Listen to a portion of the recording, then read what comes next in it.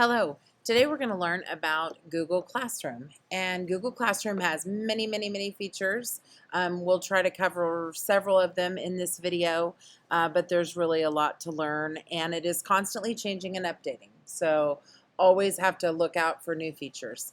So when you open Google Classroom, and right now you can see all the classes that I am either a teacher of or a student of. So they're both in here. It's not just classes I've created for my own students, but also classes where I am a student.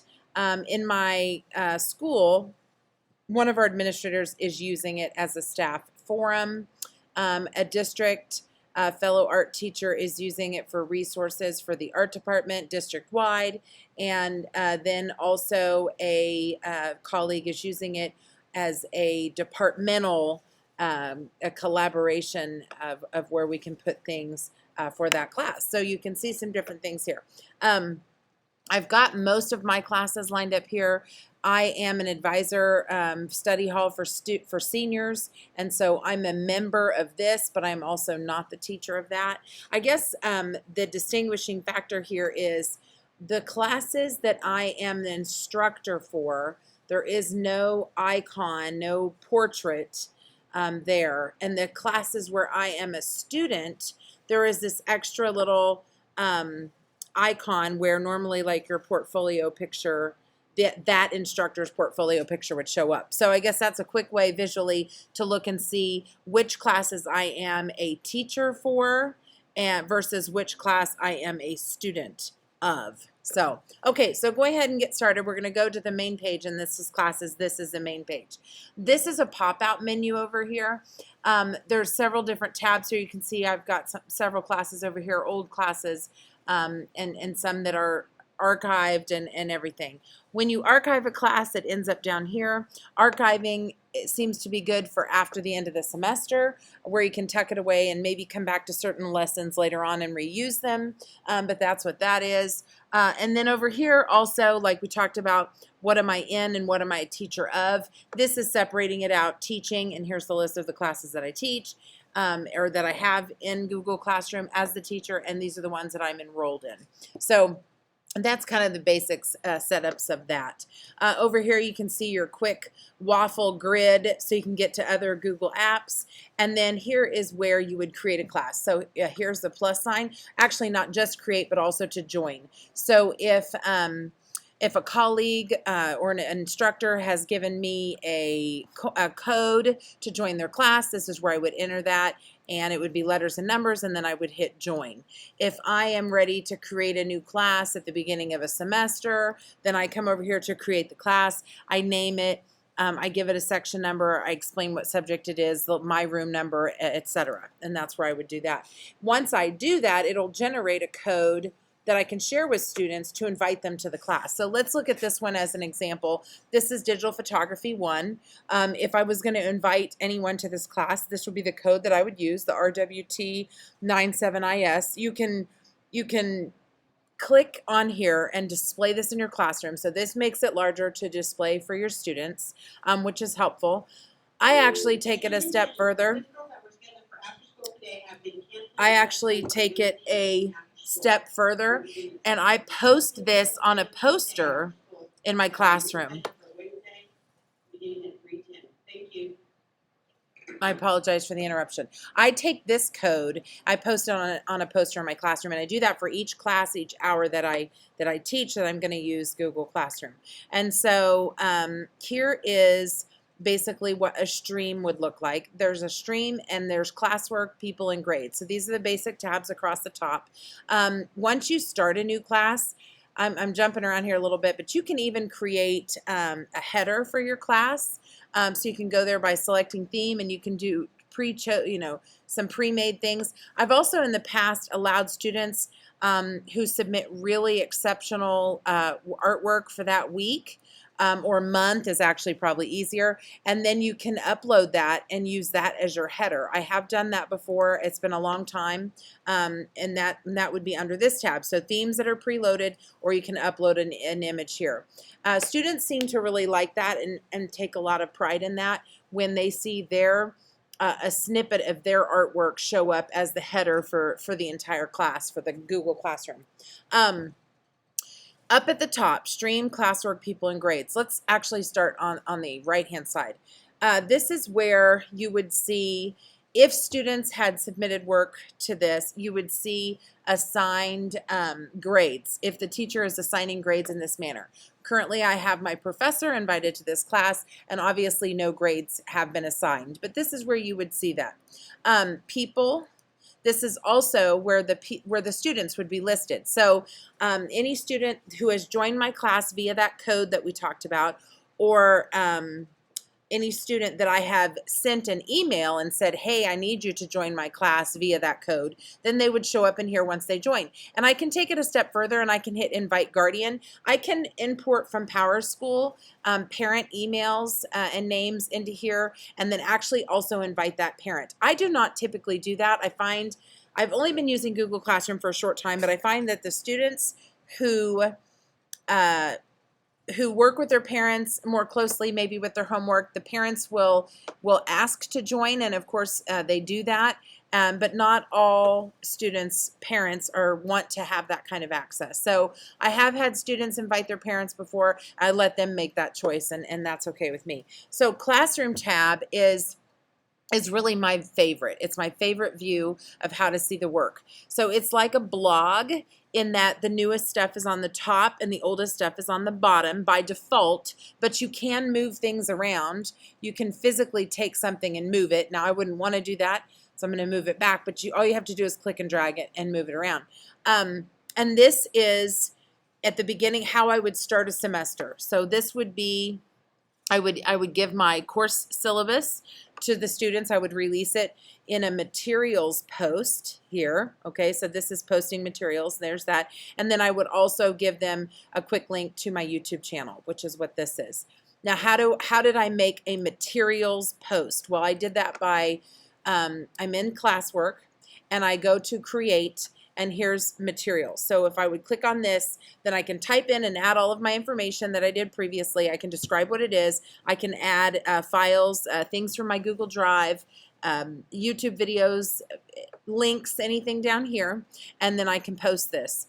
And there's nothing that I've added, so there's nothing to post. But also, if I had several classes that had the same syllabus and used the same YouTube channel, then I would go in here and I would select all the applicable classes that need this syllabus in this YouTube channel.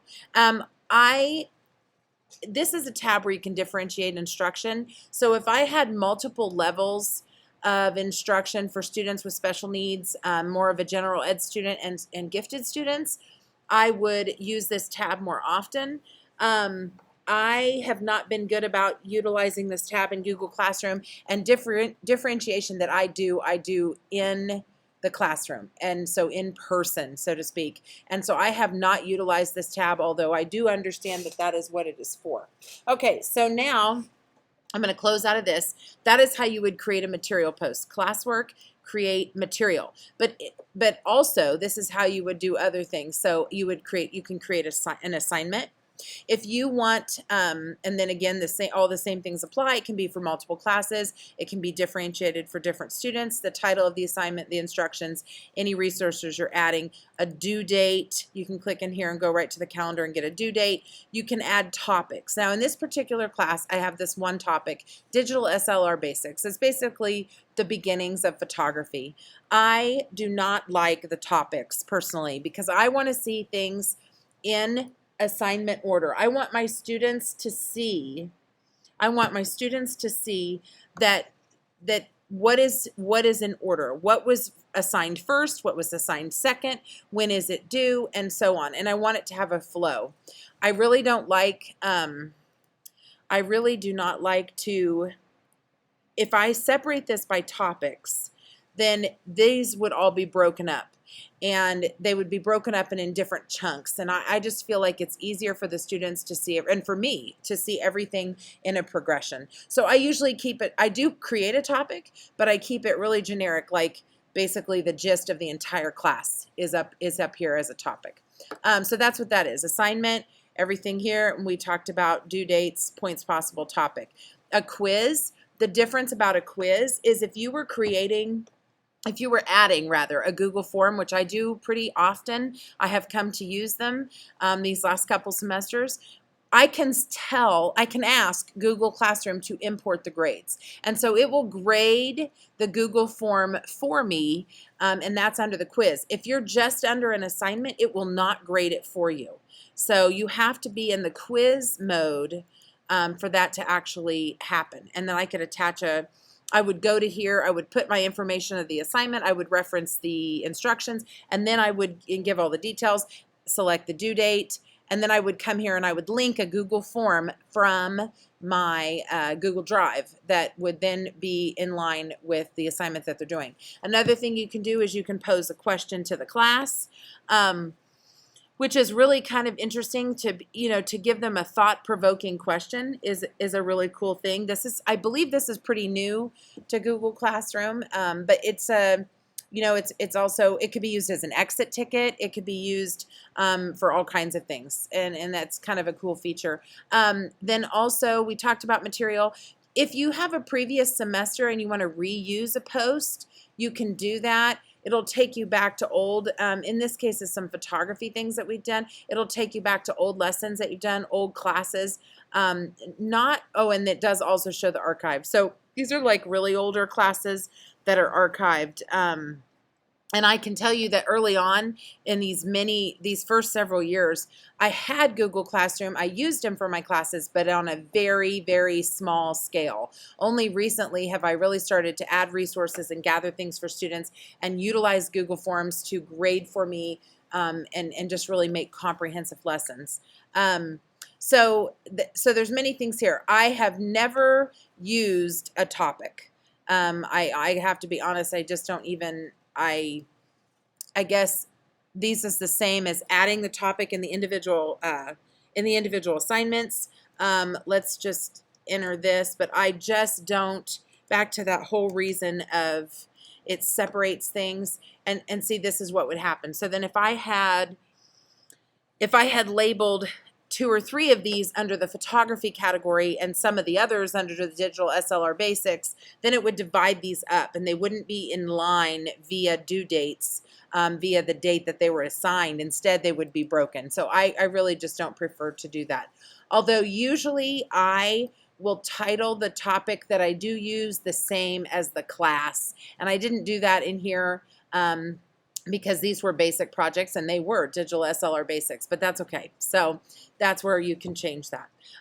Okay, so we've talked about this as a post. This was material. So I've got the syllabus and my YouTube channel.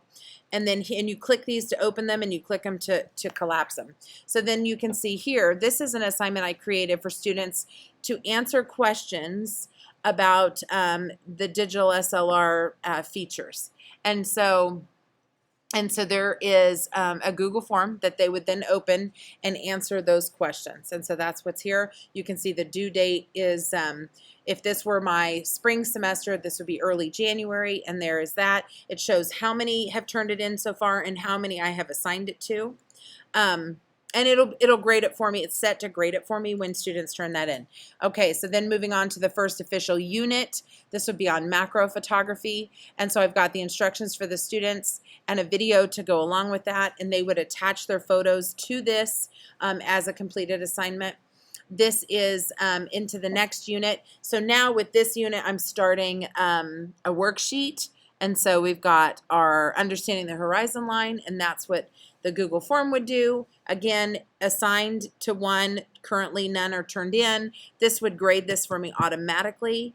And then here is the project about horizon line, a written PDF of instructions, a YouTube video of instructions, and then after the kids go work through all of this and take their photos, they would attach their photos to this assignment to turn them in.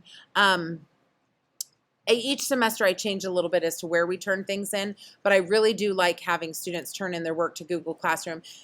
The biggest thing, especially for photography and graphic design, is it creates an an instant duplicate of that project in their Google Drive, which then they have a permanent copy of. So I think that's pretty good. Then we go here to another unit, starting with a worksheet. So I try to create a similar progression here, a worksheet and a project, a worksheet and a project, and we kind of progress through that. And so that's pretty much it that I have been using for Google Classroom. I know that I'm just scratching the surface of what is available and what it can do. Just in the last 2 months, I have discovered many things that I could do differently or add or really enhance my application of Google Classroom, and I've really enjoyed it. So I hope you find this to be helpful, and thank you for listening.